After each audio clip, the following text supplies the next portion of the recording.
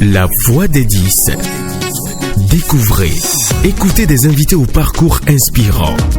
La voix des 10, c'est la voix des entrepreneurs, des travailleurs dans différents domaines d'activité, des médias, l'agriculture, société, environnement et bien d'autres. La voix des 10, des voix qui vous parlent. La voix des 10, parlons, parcours avec Mathieu Wisdom. La voix des 10, écoutez des voix qui vous inspirent. Bienvenue à tous, j'espère que c'est la pleine forme chez vous, en tout cas chez moi ça va et je suis heureux de vous retrouver encore. Comme annoncé dans le précédent épisode, ceci est le deuxième toujours consacré sur notre invité Monsieur Sejayaka. Et pour ce numéro, nous allons continuer par nous inspirer sur les traces du riche parcours de notre 10. On parlera de son expérience à Radio Tokpa et entre autres les émissions qui l'ont révélé au grand public. Installez-vous. Posez-vous. Notre invité nous dit tout sur son parcours.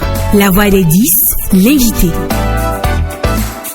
Parlons de vos 10 ans à Radio Tokpa. Comment cette expérience a été? Ah non, ça a été vraiment une très belle expérience. Je pense que j'ai rencontré de belles personnes dans ma vie. J'ai eu de très bons collaborateurs, de très bonnes personnes avec qui j'ai travaillé. Mon patron Guy Papo, à qui je rends toujours hommage pour m'avoir donné la possibilité de servir à ses côtés. Et c'est depuis là-bas qu'il m'a fait rédacteur en chef aussi le service de l'information que j'ai dirigé là-bas pendant 7 bonnes années sur les 10 que j'y ai passé. Apparemment, le poste n'est pas nouveau pour vous. Pas du tout alors.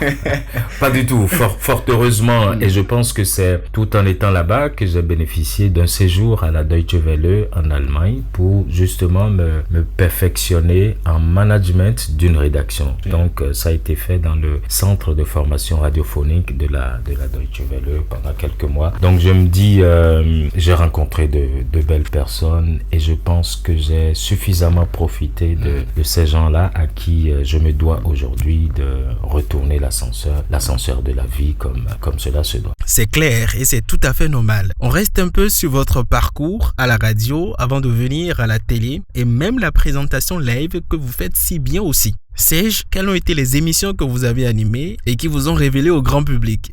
Aïe, je ne peux... Enfin, j'ai animé plein d'émissions, j'avoue, plein d'émissions. Parce que j'ai eu la chance de parcourir toutes les périodes d'une journée. Sur les matinales, j'ai travaillé sur des matinales, j'ai travaillé en après-midi, j'ai travaillé tard la nuit, j'ai travaillé le soir également. C'est-à-dire que ce sont des périodes de la journée en radio que l'on découpe la plupart du temps et où l'ambiance n'est forcément pas la même. Donc, en matinée, il y a des émissions particulières. En après-midi, il y en a de particulières également, ainsi que dans la soirée. J'ai eu la chance d'avoir tout fait en radio.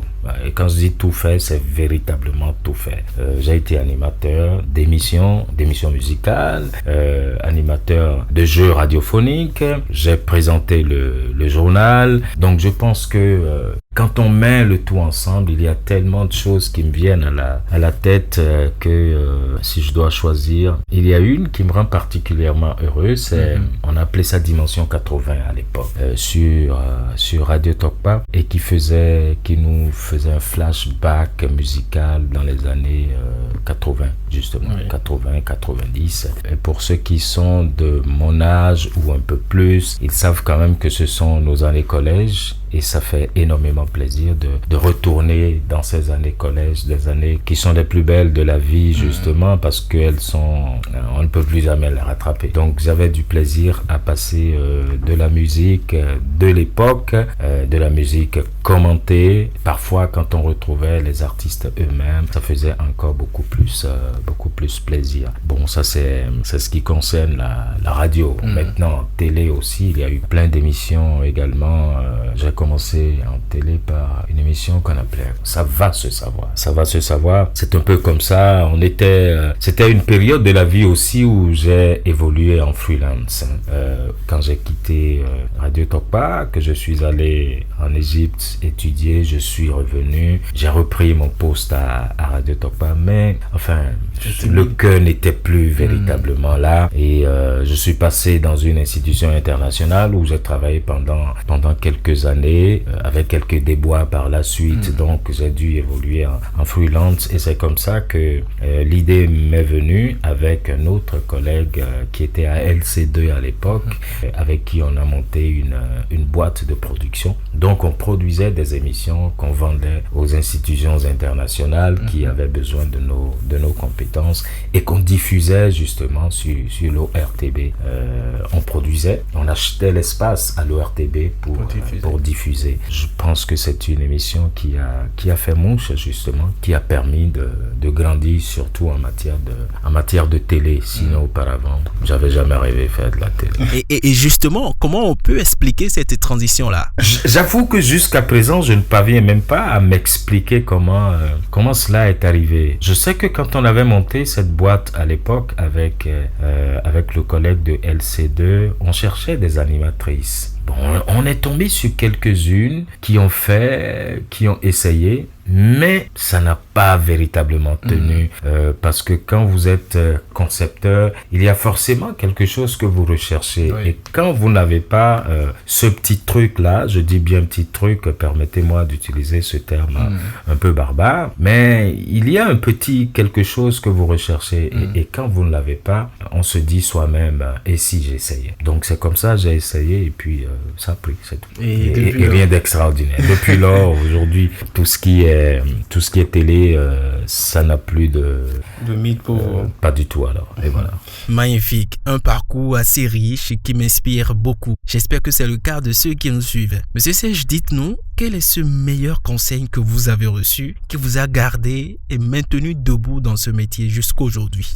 S'il y a quelque chose de particulier que les anciens ont raconté et sur lequel j'ai toujours marché, et quand je parle des anciens, c'est tous ceux-là que j'ai rencontrés ici à l'ORTB avant de partir. J'ai nommé Mofliadi, Diogo Pelu, Fernaz Okpota, Anissé Kenom, Cadnel Kenom. Ils sont bien nombreux, ces gens-là. Et avoir côtoyé aussi Guy Papo à Radio Topa, qui n'arrêtait pas de vous dire que s'il y a un seul conseil, c'est la culture, et la culture générale à laquelle il faut s'attacher. Véritablement, il faut être curieux de tout. Et ça, aujourd'hui, j'aime bien raconter que je suis curieux de tout. Je n'ai pas de lecture tabou. Je lis tout. J'achète mes magazines moi-même, que ce soit des magazines au féminin ou des magazines d'adolescents, des histoires sur les enfants. Je continue encore de lire les livres au programme que moi-même j'achète à mes propres enfants à la maison. Donc, c'est dire que vous devez être curieux de tout. Et c'est un peu, ça a toujours été pour moi la ligne directrice. Et je pense que si j'avais quelque chose à recommander aussi à ceux qui viennent après nous, c'est dire qu'il faut être curieux de tout. Il faut se cultiver au jour le jour. Parce que vous le vouliez ou non, vous êtes une personne ressource pour beaucoup d'autres qui comptent sur vous pour avoir la bonne info. Imaginez que vous n'ayez pas cette bonne info-là. Comment vous allez faire? C'est difficile. Absolument difficile. Vous parlez de qualités qu'il faut cultiver dans ce métier. Est-ce qu'il en reste d'autres peut-être? Je pense qu'on a, en dehors de la culture générale, de l'humilité qu'il faut cultiver. Quand on a déjà ces deux-là, ça passe. C'est bon. Ouais, je pense. Je pense que c'est largement suffisant, parce que le reste n'est que attitude personnelle que vous devriez cultiver au jour le jour. Sinon, sur ces deux, ça va. En tout cas, de très bons conseils à prendre à cœur. Merci infiniment pour le partage, Monsieur Ayaka. C'est fini pour ce numéro avec vous, mais avant de laisser nos chers auditeurs, on se retrouve dans le quiz. La voix des 10, c'est le quiz pour un max de cadeaux. Quel est le seul conseil que Monsieur Serge Ayaka a reçu de ses aînés qu'il a maintenu debout dans le métier jusqu'aujourd'hui? Si vous avez suivi l'entretien, c'est le moment de répondre à la question au plus 229 91 20 96 20 via WhatsApp. N'oubliez pas de mettre votre nom et prénom. Et c'est la fin de ce numéro. Merci de l'avoir suivi. Rendez-vous au prochain épisode pour vous qui désirez connaître le point de vue de notre invité sur la question de la spécialisation dans ce métier et aussi la maîtrise de cérémonie. Allez, à bientôt. Merci d'avoir suivi cet épisode de La Voix des 10. La Voix des 10. Retrouvez-nous sur Facebook et LinkedIn. La Voix des 10. Écoutez des voix qui vous inspirent.